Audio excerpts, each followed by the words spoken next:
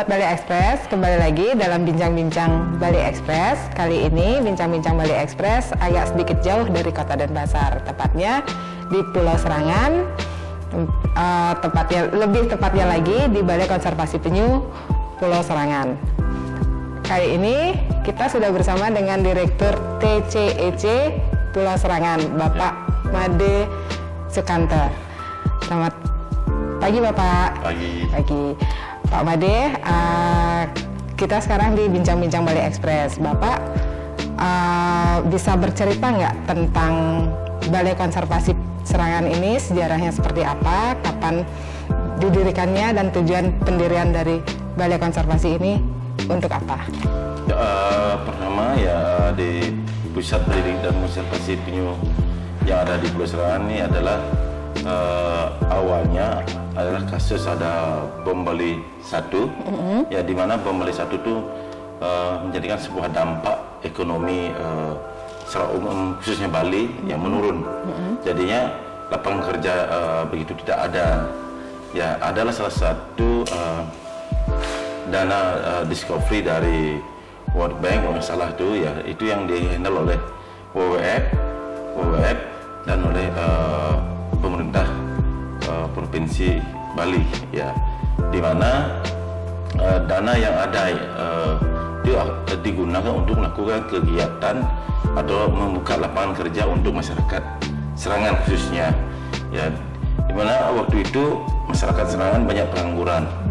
Jadi dana yang didapatkan dari yang dihandle oleh WWF langsung, ya, jadi adalah untuk mencari membuat peta spesifik untuk mengetahui ya apa aja potensi yang bisa digali oleh masyarakat Serangan.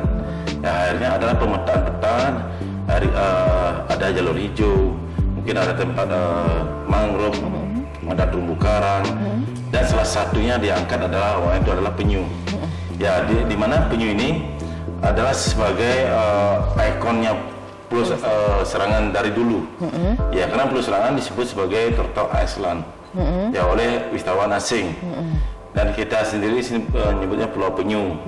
Ya, di mana strategi itu kita jadikan sebagai tempat pusat pendidikan dan konservasi penyu untuk mendapatkan strategi alternatif.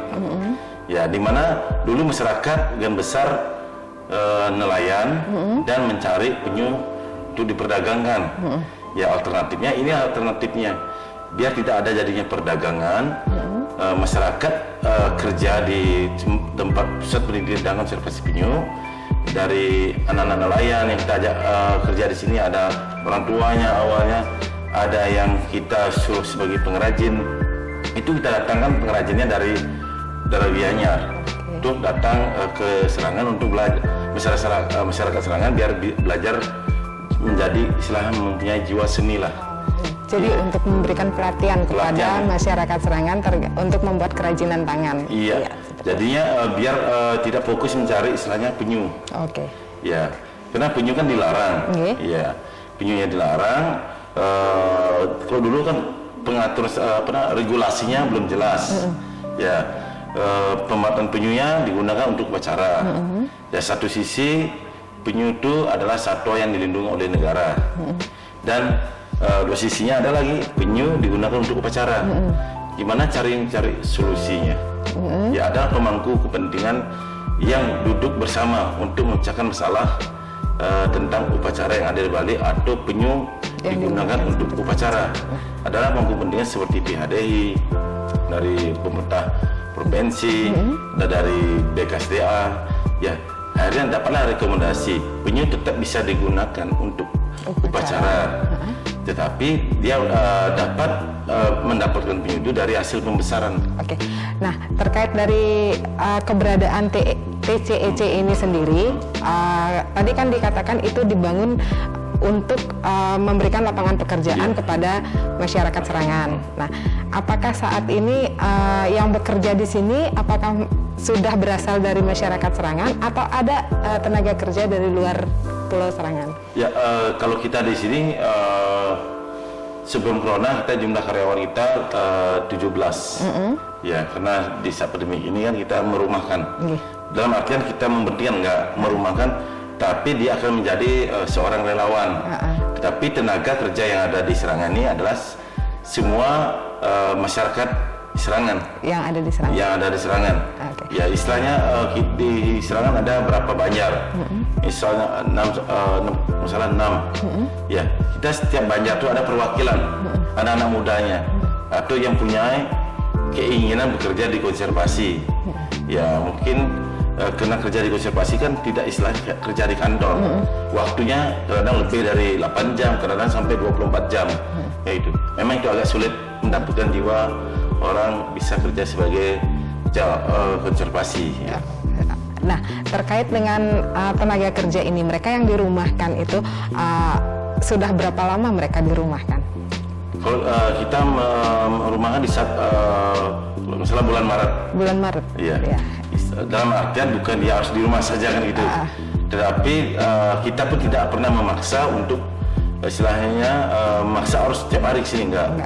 Ya, akhirnya jadi tetap statusnya adalah staf kita di sini. Tapi dalam artian dia akan menjadi relawan atau volunteer. Ya, karena tidak ada gaji untuk karyawan karena keadaan seperti saat ini. Jadi selama dari bulan Maret sampai dengan bulan Oktober sekarang ini mereka tidak digaji seperti itu? Iya, tidak digaji sama sekali. Oh, juga berarti mereka datang secara sukarela untuk melakukan pemeliharaan di Balai Konservasi ini. Nah, terkait perkembangan Balai Konservasi ini sebagai destinasi wisata, dulu kan sebelum pandemi melanda, Balai Konservasi ini dikenal sebagai salah satu tempat edukasi atau pembelajaran terhadap satwa yang dilindungi, khususnya dari anak-anak sekolah. Ada nggak dari program dari Balai Konservasi ini sendiri untuk anak-anak sekolah itu? Ya, untuk program kita, memang tujuan kita awal diresmikan, ya kita memang ada target dan tujuan kita adalah mengedukasi, sosialisasi, khususnya kepada anak-anak sekolah, kepada masyarakat, kepada nelayan, atau secara luas, bukan di masyarakat Serangan aja, kita sampai ke internasional juga, ya karena memang dulu ya kita cuma dikunjungi oleh masyarakat lokal aja, tapi tahun berjalanannya tempat ini akhirnya ada wisatawan asing, malahan wisatawan asing yang datang lebih banyak daripada domestiknya. Ya, memang ada domestik tapi dominan oleh anak-anak sekolah, seperti dari PAUD sampai ke universitas. Ya, dan yang lain adalah umum. Ya, di sinilah kita kesempatan untuk melakukan kegiatan mengedukasi masyarakat atau anak-anak dari dini, di mana fungsi untuk edukasi ini untuk biar ikut serta mendukung atau ikut berperan aktif lah menjaga ekosistem khususnya penyu. Terkait dengan wisatawan asing itu sendiri, apakah mereka datang hanya untuk berlibur, melihat siklus dan pola hidup dari penyu itu sendiri, ataukah mereka juga datang untuk melakukan penelitian? Ya, untuk wisatawan asing ya di sini kita memang buka namanya program relawan atau volunteer. Ya, di sini relawan itu gini. Kalau ada relawan yang mau jadi volunteer di sini, kita ada istilahnya ada minimal waktunya. Karena kita akan mengeluarkan sertifikat. Waktunya adalah 2 minggu. 2 minggu. Nah, dalam 2 minggu itu mereka ngapain aja gitu? Ya, dalam 2 minggu itu dia akan melakukan beberapa aktivitas yang seperti yang kita lakukan. Misalnya, yang pertama kita melakukan kegiatan bersih-bersih kolam, bersih kolam atau perawatan penyu yang ada di kolam. Dan yang kedua kita melakukan kegiatan seperti tadi itu memotong ikan atau membersihkan ikan untuk ngasih penyu makan.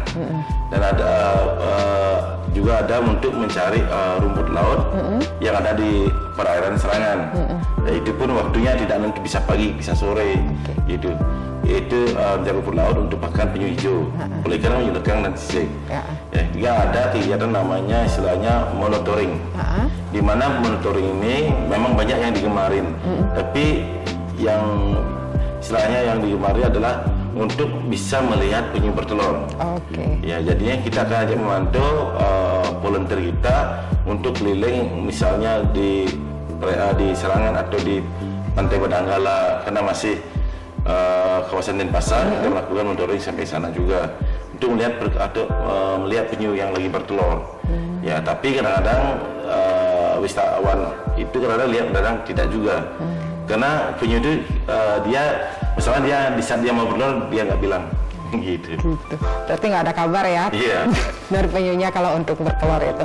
Nah, terkait dengan ini Pak, kunjungan sejak bulan Maret itu kan pandemi corona, pandemi COVID-19 sudah terdeteksi di Bali dan penerbangan internasional juga sudah ditutup. Nah, kunjungan wisatawan ke Balai Konservasi ini per Maret itu masih ada atau memang sudah langsung menurun drastis kayak gitu? Ya, kalau per Maret itu memang masih ada tapi tidak begitu banyak. Mungkin awalnya satu hari itu datangnya 50, cuma 5-10 dan seiring berjalan waktu akhirnya situasi itu kita datang cuma mungkin 1-2 aja. Ya, sama seperti saat ini bulan Oktober ini. Ya, kadang-kadang ada wisatawan berkunjung, kadang-kadang tidak, nihil sama sekali. Ya, paling jumlah yang paling banyak adalah kadang-kadang. Kalau sekarang kan kita lagi ada program bersama Kementerian Pariwisata. Ada tahap 10 kali pertemuan di sini. Jadi itu akan membawa wisatawan atau masyarakat lokal yang ada di daerah seputaran Bali diajak ke TCC untuk melihat kondisi atau objek wisata yang ada di Serangan tentang ekowisata. Jadi itulah program kalau nggak salah We Love Bali. Ya, itu program dari Kementerian Pariwisata. Nah, terkait dari sekarang sepinya kunjungan yang per minggu bisa dirata-ratakan kurang dari 20 orang ya Pak? Kalau per minggu mungkin 7 hari mungkin kurang lebih segitulah. Iya, kan walaupun wisatawan yang nggak datang kan penyunya harus tetap dikasih makan.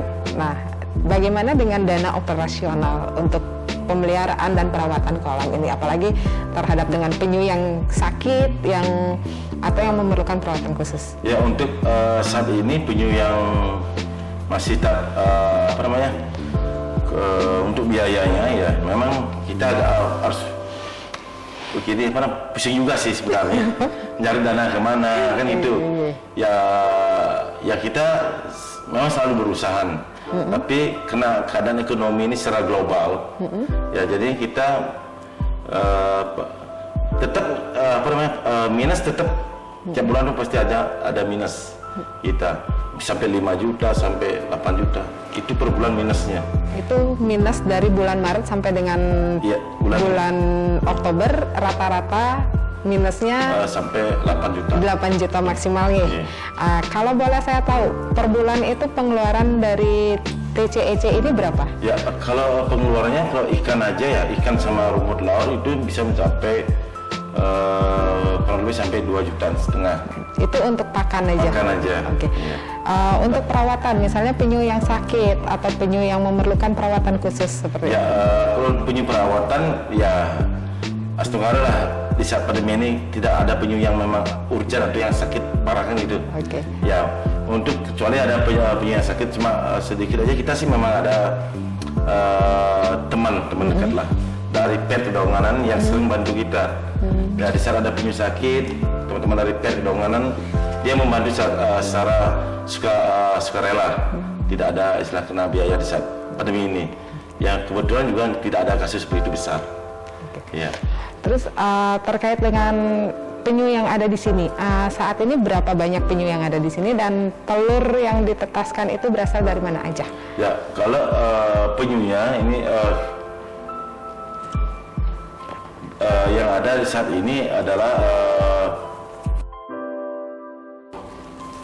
sekitar 25 ekor. Ya, itu pun dari hasil sitaan dari pihak yang berwenang, dalam tanda kutip pedagang itu.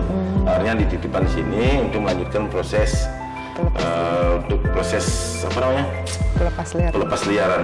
Ya itu sebelum melepas liar pun kita harus mengecek kondisi penyu tersebut dari teman-teman dari pihak kedaunganan, dari FKH, Turtle Guard yang ngecek kondisi kesehatan penyu tersebut. Itu 25 itu berarti berasal dari sitaan dan rescue. Oke. Terus untuk telur saat ini penetasan ada berapa spot ya? Ya, kalau spotnya kita ada berapa spot lokasi. Ya di sini memang ada kalau kita di sini kita posisinya Denpasar. Di Sanur juga ada teman kita. Di Gianyar juga ada teman kita. Tapi kita di sini memang fokus di Serangan dulu untuk melakukan kegiatan monitoring. Kecuali rescue-nya atau ada laporan warga yang menemukan penyu bertelur, kita biasa mengecek kondisi pasirnya dulu, mengecek kondisi pantainya. Kalau tidak, istilahnya kalau pantai aman kita biarkan. Ya itu pun kita kadang telurnya kita dapat lapor sampai dari Batu Klotok, bukan di Batu Beling, Seminyak sampai di Nusa Dua pun kita pernah menerima laporan. Tapi kita lihat lingkungan dan situasi di lapangan dulu. Kalau pantai aman ya kita akan memindahkan di tempat yang lebih tinggi di pantai tersebut, misalnya di Nusa Dua. Kecuali pantainya memang ada predator atau ancaman lah, baru kita akan memindahkan ke sini untuk keselamatan telur tersebut. Nah, selama pandemi ini dari bulan Maret sampai dengan bulan September lah, ada nggak lokasi yang memang sangat berbahaya bagi penyu untuk bertelur itu? Ya, untuk lokasi yang berbahaya tuh hampir semua tempat ya yang saya tahu tuh. Ya karena waktu ini kita ada laporan di daerah Nusa Dua. Di Nusa Dua ya karena kemungkinan pantai terlalu sepi, jadinya di saat penyu bertelur ada anjing yang gigit. Akhirnya bahunya tuh lubang 2. Hari kita sempat selamatkan, tapi kondisi penyu itu udah mati karena ada pembuluh darah yang udah pecah. Ya jadinya mungkin digigit anjing. Ya banyak sih anjing yang berasal dari Gianyar, pun tidak diselamatkan oleh teman-teman penggiat konservasi Gianyar, mungkin banyak telurnya dimakan anjing juga. Begitupun Sanur. Ya jadi kita ada jejaringnya, kita hampir di seluruh Bali. Ya ada laporan misal di Gianyar ada penyu yang bertelur. Ya misal kita dihubungi, kita akan koordinasikan dengan pihak Gianyar juga yang di Sabah Asri. Jadinya yang di sana akan menindaklanjuti laporan kita. Begitupun misal di Seminyak ada penyu bertelur, kita koordinasikan dulu sama teman kita yang ada di BSTS Kute. Ya jadinya kita saling koordinasi. Ya. Ini dilanjutkan ke tadi kan penyunya yang sakit, penyunya yang digigit anjing tidak bisa diselamatkan, tapi mungkin ada beberapa telur yang bisa dibawa ke sini. Nah, terkait sekarang bagaimana dengan fungsi dari TCEC ini sebagai tempat penelitian selama pandemi ini? Ya, selama pandemi ini sih untuk anak-anak yang terakhir ada di bulan kalau nggak salah Februari. Ya, ada terakhir pas di pandemi ini dia kena. Ya akhirnya coba nggak salah 15 hari aja. Akhirnya bukan kita mengusir sih. Ya memang harus pulang dulu sementara karena kondisi pandemi ini. Ya akhirnya ada juga yang PKL bulan lalu ada yang PKL, tapi itu melakukan secara virtual yang kita lakukan untuk anak-anak yang PKL. Karena kondisi dia tidak harus datang ke tempat kita, dia cukup di rumah aja, dia mencari data, tetap kita melalui virtual Zoom aja biasanya.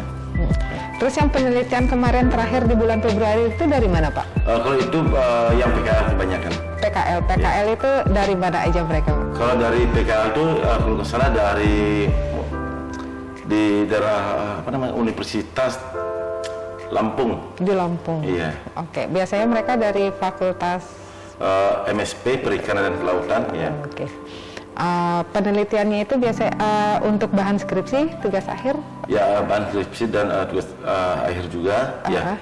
Tapi seandainya tidak ada pandemi ini untuk PKL itu lumayan banyak sih sebenarnya, dari Undip, Brawijaya, ITB, UGM yang sedang melakukan PKL di sini sampai ke Kupang juga. Untuk waktu PKL biasanya mereka berapa lama, Pak? Kalau yang teman-teman UGM kalau nggak salah 2 minggu biasanya. Yang UGM, yang FKH-nya, ya kalau MSP-nya ada yang sampai 1 bulan. Gitu. Tergantung dari materi yang mereka dan perlukan. beda universitas beda sih. Oke. Nah, terkait sekarang kan masih dalam masa pandemi corona. Nah, terkait walaupun kunjungan wisatawan minim, tapi TCEC Serangan menjadi salah satu destinasi atau spot pariwisata di Pulau Serangan.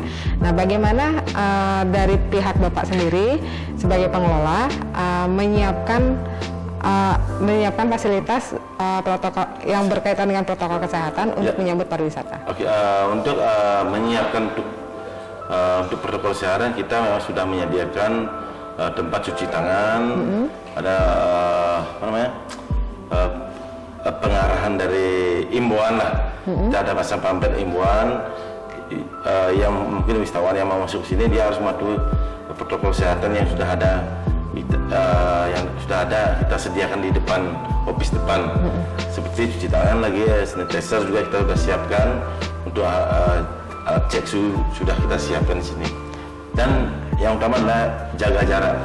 Ya, kita sudah ada istilahnya mengisi tanda-tanda yang mana ada batasnya untuk wisatawan yang datang sini biar tidak terlalu berdekatan. Untuk kunjungan sendiri, apakah ada pembatasan jumlah orang yang masuk ke TCEC ini? Ya, untuk sekali kunjungan itu memang kita harus membatasi jumlahnya. Mungkin dari kunjungan ini ada sampai 25 sampai 30 per sekali masuk. Sekali masuk. Iya. Misal jumlahnya 30, kita akan menjadikan dia istilahnya 3 kelompok. 3 kelompok yang institusi ada di mungkin di kolam besar, ada yang di kolam kecil, dan ada yang untuk dipresentasi di luar ruangan. Jadi untuk kita ada presentasinya juga, itu. Terkait dengan 3M tadi, itu kan untuk wisatawannya sendiri. Terus untuk volunteer dan pekerja dan staf di sini, apakah mereka sudah menerapkan protokol kesehatan dalam menerima para tamu dan untuk melakukan kunjungan? Ya, untuk khususnya untuk relawan untuk staf kita di sini memang kita sudah menyediakan fasilitas untuk untuk mencegah penyebaran COVID. Ya, semua masker pun kita sudah siapkan semuanya di sini.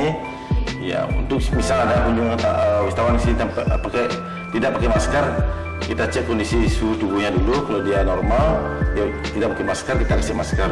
Ya, untuk karyawan memang sudah siapkan sampai yang ada kacanya. Facial. Ya, kita udah sediakan juga di sini. Terus karyawan ada ini nggak aktivitas untuk melakukan misalnya disinfektan di setiap ruangan atau di tempat spot-spot tertentu gitu? Ya, untuk disinfektannya kita bisa melakukan biasanya kita sebelum buka kita bersih-bersih dulu. Setelah itu ada misalnya ada kunjungan tamu ke sini, setelah tamunya pulang kita lagi semprot di area tersebut. Ya. Bapak terkait tadi dengan adanya disinfektan dan menyediakan fasilitas cuci tangan bagi pengunjung yang datang ke sini. Terus sekarang menurut dari Bapak sendiri, ada nggak pesan yang ingin disampaikan kepada sahabat Bali Express untuk mencegah semakin menularnya virus corona ini? Ya, cara mencegah adalah yang pertama kita harus pakai masker, ya, mungkin cuci tangan, menjauhi kerumunan, tetap jaga jarak, biar tidak ada penyebaran virus lagi. Ya, mudah-mudahan ini segera berakhir biar kita bisa berkumpul semua keluarga dan teman dan sahabat. Oke. Terus harapannya sendiri, kan sekarang sudah industri pariwisata sudah dibuka dan jalur penerbangan domestik juga sudah dibuka. Harapan dari Bapak sebagai pengelola TCEC ini seperti apa gitu? Ya, harapan kita sih biar ada wisatawan domestik atau lokal yang datang tempat kita di sini, karena tempat kita di sini sudah siap menerima wisatawan yang berkunjung ke sini. Itu sih pesan saya. Dan kita di sini sudah menyiapkan seperti yang tadi tempat cuci tangan, sanitizer, dan tempat yang atau pembatas jarak pun kita sudah udah sediakan di sini. Aman lah. Udah berkunjung ke tempat kita itu sudah aman.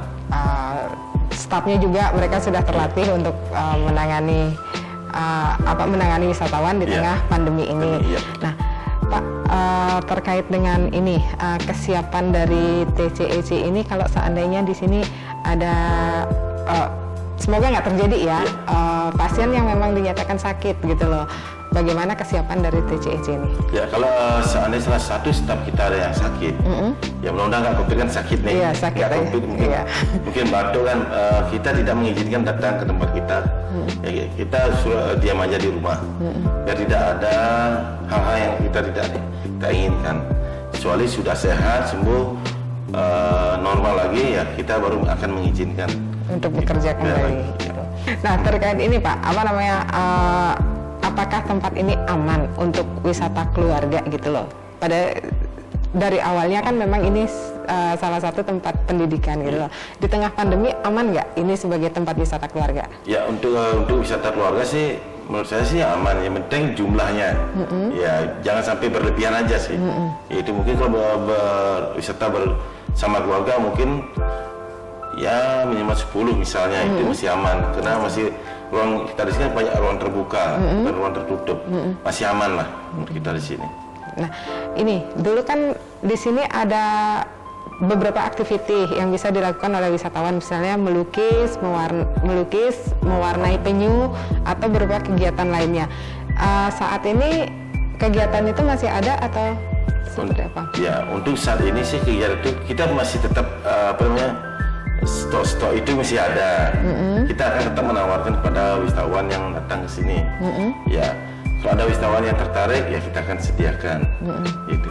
Karena kita tidak, karena keadaan sekarang ekonomi lesu, kita pun tidak berani memaksa untuk wisatawan ya harus melukis, itu pun enggak. Soalnya dia akan istilahnya ikut dengan program kita, misalnya dia menanya program apa aja ada di sini, kita pasti kasih tahu. Ya, karena sekarang dengan keadaan seperti ini, ya kita seperti biasa aja kita ajak wisatawan itu datang sini untuk keliling, lihat penyu yang ada di sini, menjelaskan tentang apa aktivitas kita sebenarnya yang ada di sini. Gitu. Terus penjualan cenderamata masih ada? Penjualan cenderamata masih ada. Masih ada. Ya sangat menurun lah. Menurun juga. Iya. Okay. Oh iya, terkait penjualan cenderamata itu sendiri, apakah cenderamata itu dihasilkan oleh masyarakat Serangan atau didatangkan dari luar? Ya, untuk khususnya cenderamata dari penyu tersebut adalah bukan penyu asli ya. Ini dari batok kelapa yang dijadikan sebuah berbentuk penyu. Itu adalah masyarakat lokal. Yang dulu beliau adalah seorang pemburu penyu. Jadi dia udah alternatifnya untuk mencari kerja. Kan itu dulu kan kerjanya nyari penyu, kan belum tentu dapat. Tapi sekarang dia menjadi seorang pengrajin, membuat sesuatu, bukan penyu aja sih, ada berapa jenis item lah kerajin yang dibikin, yang sampai pemasaran udah sampai ke internasional gitu. Oke, itu jadi dibuat dari batok kelapa, limbah kerang. Ada limbah kerang ya, yang dipakit dan diolah menjadi sesuatu yang ada nilainya. Kalau boleh tahu nih Pak, rate harga produk kerajinan yang dijual di sini itu berapa Pak? Kita rata-rata dari harga 10.000 sampai 300 ada. Terus untuk masyarakat yang mau berkunjung ke sini, mereka dikenakan biaya atau ada donasi atau seperti apa bentuknya? Kita di sini kita kenakan biasanya donasi 5.000 sampai 10.000 biasanya. Untuk donasi untuk membantu lah support kegiatan kita di sini. Ya, karena kita di sini untuk ngasih makan penyu, rumput laut gitu. Ya, karena keadaan seperti ini kita pun tidak berani memaksakan itu. Kalau dia mau donasi lebih dari itu pun ya astuhara lah gitu. Jadi sekarang untuk aktivitas kunjungan masih tetap menunggu. Ya, betul. Masih menunggu karena kita dominan bukan kita mencari Eropa aja sih, enggak. Kita siapapun datang sini kita kan welcome. Tapi kita memang masih normal. Dari data kita rata-rata sih persentase lebih tinggi Eropa. Itu kita sih pinginnya mendorong biar gimana angka domestiknya lebih tinggi, ya biar masyarakat Indonesia khususnya biar dia ikut peduli tentang kegiatan ekowisata yang ada, bukan di Bali aja sih, kan banyak tempat ekowisata, biar banyak peminatnya tempat ekowisata yang ada ekowisatanya gitu. Oke, ya udah. Ada pesan lagi Bapak yang ingin Bapak sampaikan terkait dengan Balai Konservasi Penyu yang ada di Serangan? Ya, mungkin pesan saya terakhir ya, di sini saya akan berpesan mungkin ya, marilah kita bersama-sama menjaga lingkungan kita, alam kita, karena alam tidak membutuhkan kita, tapi kita membutuhkan alam. Ya, jadinya kita tetap menjaga ekosistem yang ada di darat atau di laut. Ya, mungkin itu aja. Terima kasih. Baik Bapak, terima kasih atas waktunya sudah bersedia hadir dalam Bincang-Bincang Bali Express, dan semoga kunjungan ke Balai Konservasi Serangan segera normal dan masyarakat domestik khususnya wisatawan asal Bali lebih mengenal lagi apa itu Balai Konservasi Serangan. Terima kasih sahabat Bali Express sudah menyaksikan Bincang-Bincang Bali Express kali ini dari Pulau Serangan. Tetap sehat dan tetap melakukan protokol kesehatan, mencuci tangan, menjaga jarak, dan memakai masker.